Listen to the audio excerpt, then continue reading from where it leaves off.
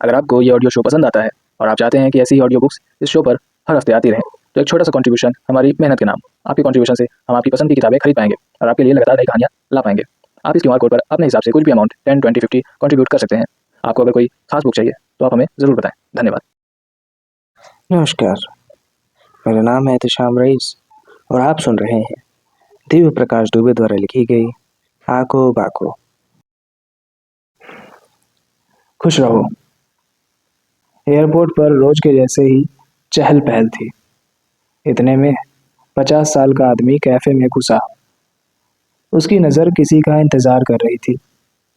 उसने कुर्सी पर बैठने से पहले 2 कॉफ़ी का ऑर्डर दिया। दोनों ही अलग अलग तरीके की थी। ऑर्डर देने के बाद एक ठीक सा कोना देखकर उसने अपना सामान रख लिया और साथ लाए अखबार को पढ़ने लगा। बार बार उसकी नज़र कैफ़े के गेट पर जा रही थी। इस बीच कॉफ़ी आ चुकी थी। अपना फ़ोन निकाला और एक नंबर डायल करने ही वाला था कि इतने में सामने एक करीब 20 साल का लड़का आकर बैठा। सॉरी पापा, ट्रैफिक बहुत था। कोई बात नहीं, तुम्हारी कॉफ़ी ऑर्डर कर दी है। अब भी वही पीते हो ना? पीता तो नहीं, लेकिन पी लूँगा। अब इन दोनों के बीच केवल कैफ़े की आवाज़ थी। लड़का अपने बाप से नज़र नहीं मिला रहा था।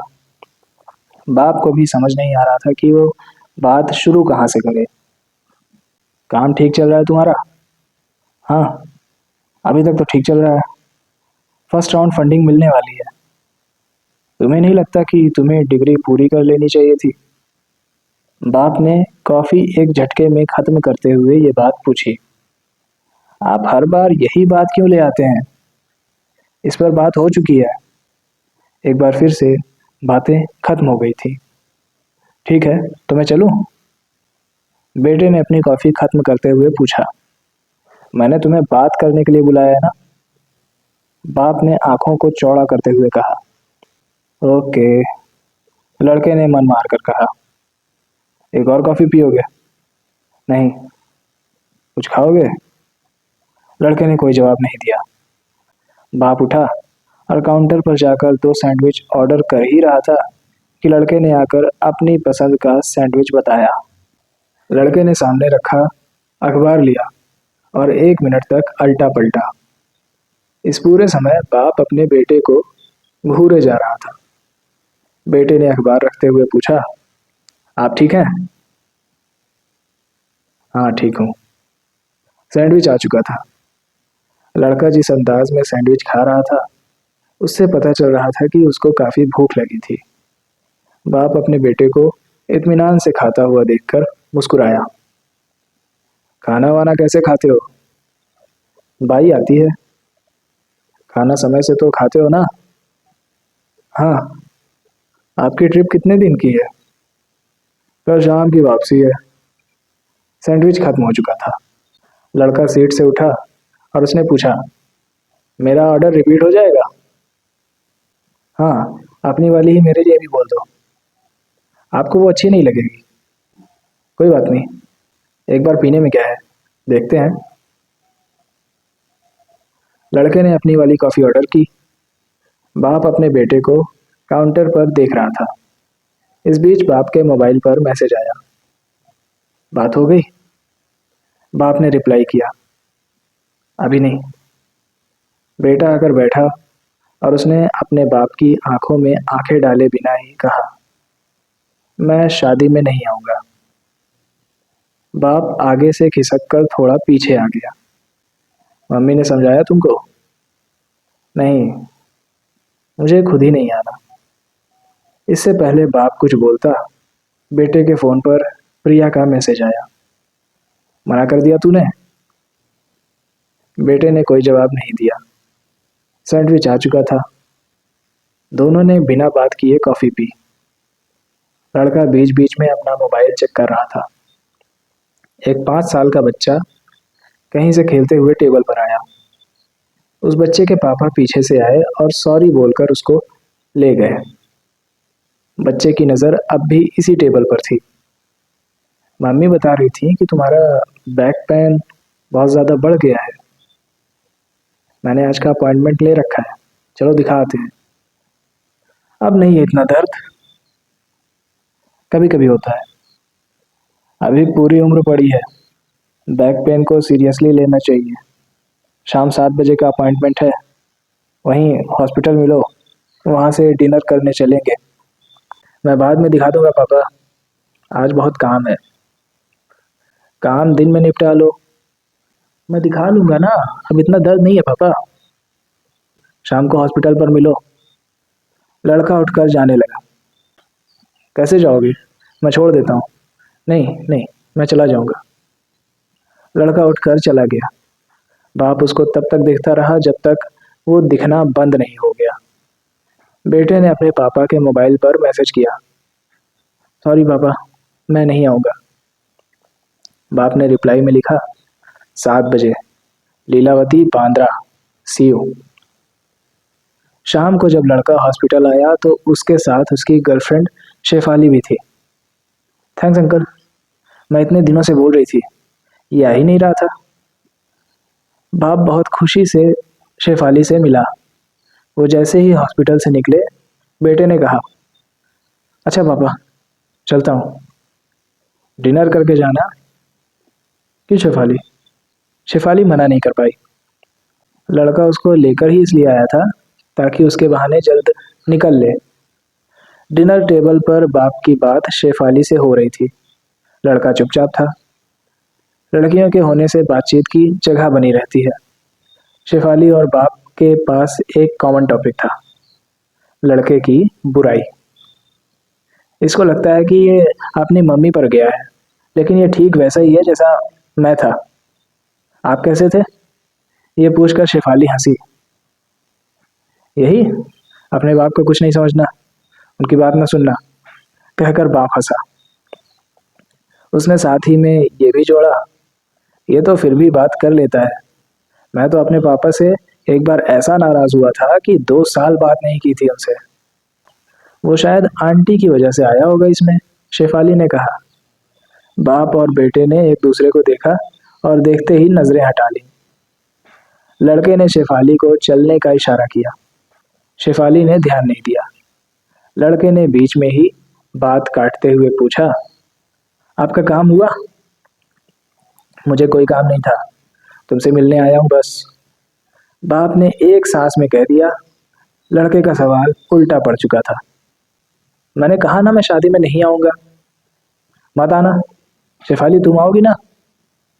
शेफाली के लिए यह थोड़ा अजीब हो गया कि वो बेचारी क्या जवाब दे क्या नहीं। ठीक उसी समय बाई ने डिनर लगा दिया। खाते हुए कोई बात नहीं हो रही थी।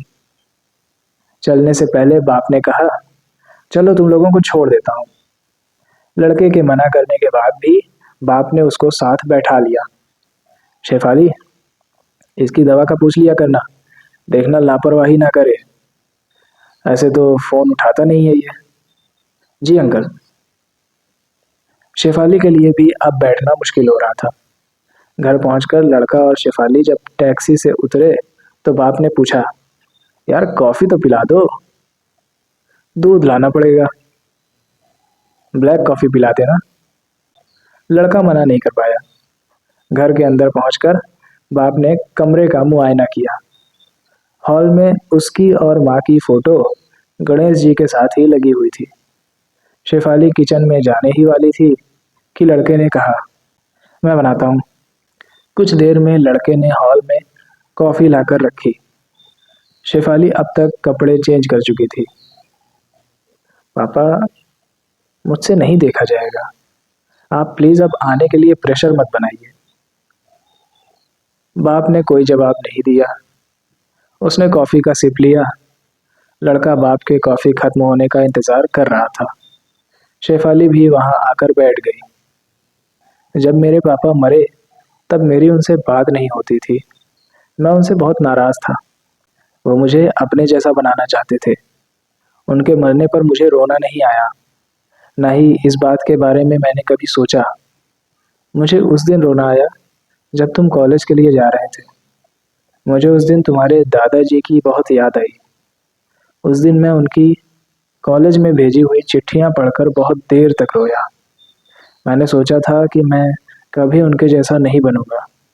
अब सोचता हूँ कि मैं ठीक उनके जैसे चलता हूँ, वैसे ही दाढ़ी बनाता हूँ। कभी कभी नहाने के बाद अपना तौलिया सूंघता हूँ तो उसमें पिताजी की महक आती है।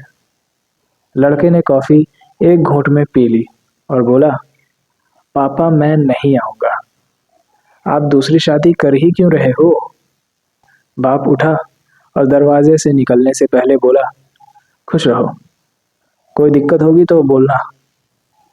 शेफाली उनको ऐसे जाने देना नहीं चाहती थी, लेकिन उसको समझ नहीं आ रहा था कि बोले तो क्या बोले। अपने बाप के जाने के बाद लड़का बहुत देर तक रोता रहा। शेफाली उसको चुप कराने की कोशिश नहीं कर रही थी। उसने बस लड़के को ऐसे समेट लिया जैसे चिड़िया अपने बच्चे के मुंह में दाने डालती है।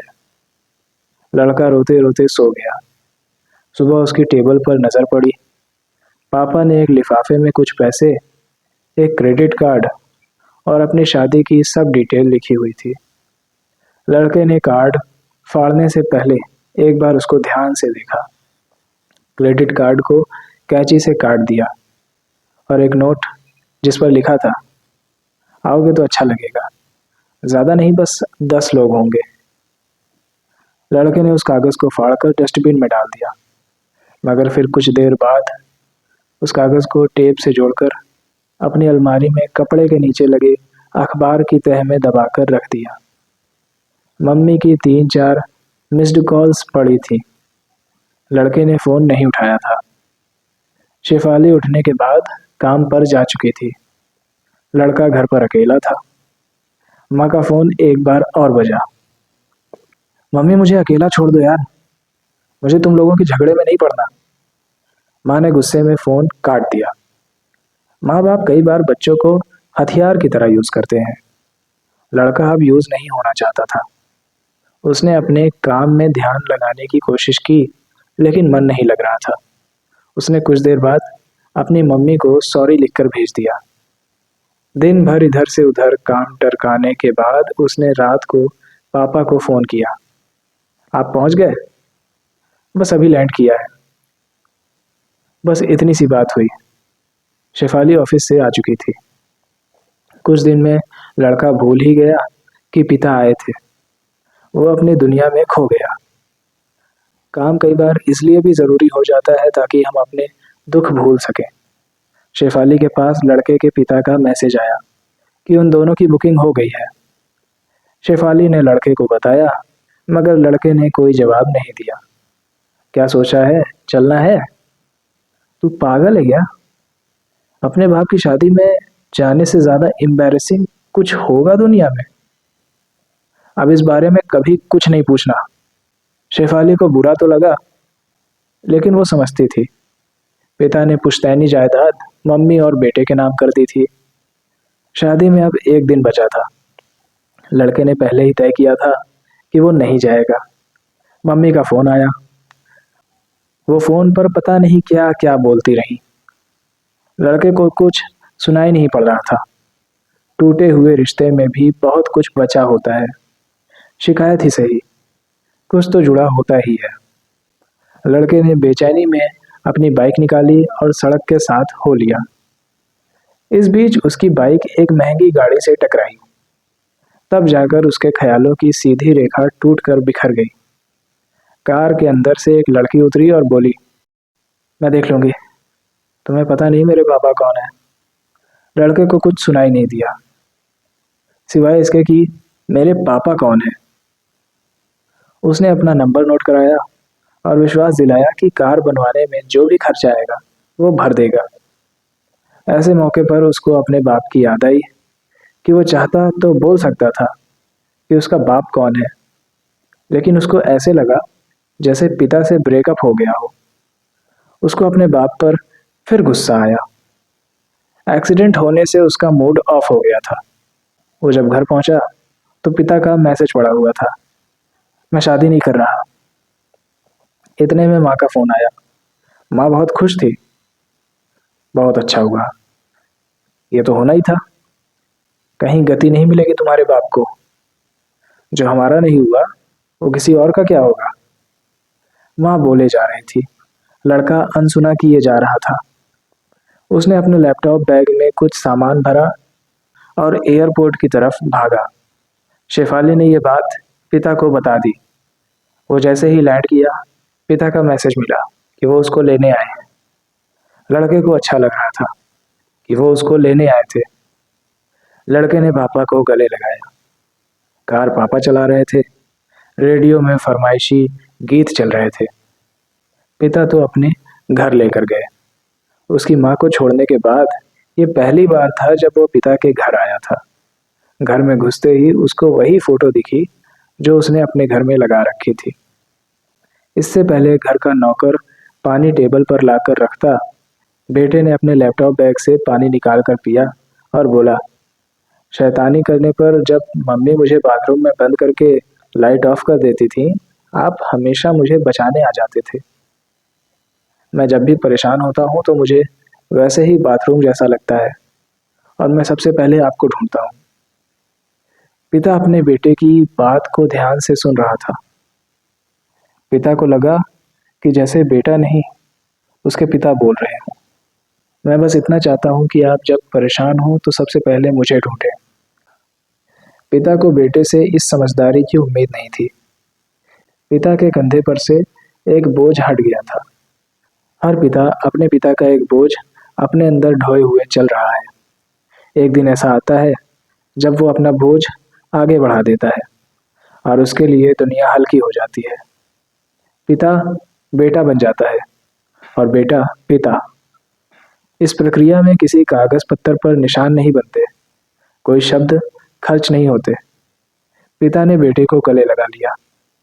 बेटे ने कान में धीरे से कहा, आप शादी कर लीजिए। आपका और मम्मी का वैसे भी बहुत साल पहले सब खत्म हो चुका। अपने आप को परेशान मत कीजिए। बाप ने कुछ नहीं कहा। बेटे ने उस दिन बाप को वही आशीर्वाद दिया था जो हर बाप अपने बेटे को देता है, खुश रहो। कुछ दिन बाद शादी हुई। घर की नई तस्वीर में बाप और बेटा पुराने जरूर थे, लेकिन उनका कुछ हिस्सा नया था। बेटे ने अपने बाप को जीते जी माफ कर दिया था, वरना इतिहास गवाह है, बाप को माफी मरने के बाद ही मिलती है।